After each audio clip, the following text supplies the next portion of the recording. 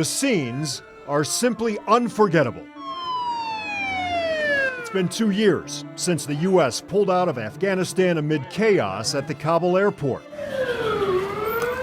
When they left, U.S. troops took tens of thousands of refugees with them, and we've been there for the last 2 years as hundreds came to Ohio.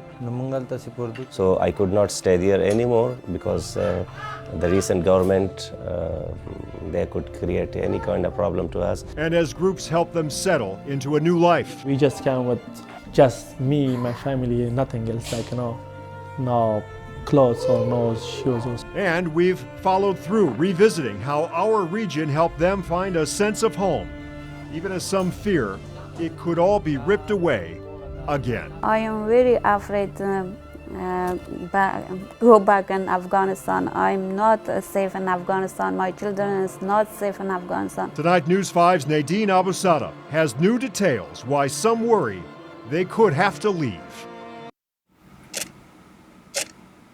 Time is our greatest resource. It was a mess. The situation was really bad. And Ibrahim Sahil is running out of it. When Taliban took over, everybody was just running around. During the fall of Afghanistan, he only had minutes to leave his home country. The airport was the only place where you could survive. And 2 years later, he's still waiting to figure out where he can build a future. I do not know what will be the next step for me. Sitting next to USCRI translator Akbar Shinwari, Ibrahim explains he had to start over in Cleveland, an unfamiliar place, while his immediate family is still stuck in the middle of a collapsed country. All of us have been going through a lot of problems. We are stuck here, they're stuck there, my brothers and sisters.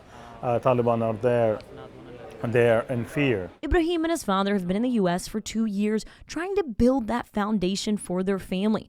But the race against the clock threatens to crumble everything again. We do not know. We are here. We do not know what's going to happen next. He's one of more than 70,000 Afghan refugees that came into the United States under what they call humanitarian parole. Darren Ham, the director of the U.S. Committee for Refugees and Immigrants, the Cleveland field office, says humanitarian parole is like a permission slip. Individuals arriving to the United States in emergency actions, let's say the evacuation of Afghanistan, or individuals arriving from Ukraine, an active war zone, are granted a temporary permission slip to remain here in the United States. That permission slip comes with benefits: food assistance, medical assistance, temporary Social Security card, and most importantly, safety.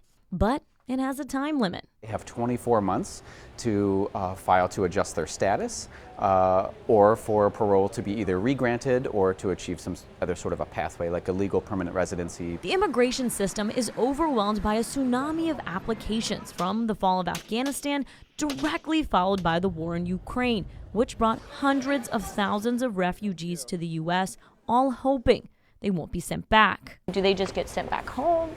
Yeah, that's our fear. I mean, once they get stripped of this status and they no longer have this renewal of the ability to remain, this permission slip we call it, they lose the benefits that are associated with that. Almost 2 years later, Ibrahim's father was able to get that green card, but he is still waiting for his papers to come back. It's really hard for each of us who are here in the United States. They cannot go back to Afghanistan.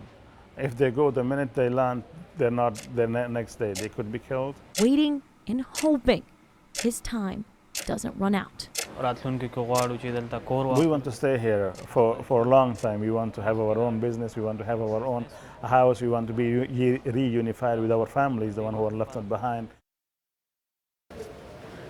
The question is, how is this resolved? Darren says it's with legislation that would grant Afghan refugees long-term benefits and asylum in the U.S. Nadine, question here. Ibrahim's father was able to attain a green card, but he wasn't. Why is that? Well, Rob, that's because he was on his father's original application as a child, but during that waiting period, he got too old and now has to apply on his own. So if he doesn't get his papers in time, his family could stay and he sent back. Of course, we'll continue to follow through on these stories. And if you have a story you think we should revisit, email tips@wews.com. Rob? A lot to think about there. Nadine, thank you so much.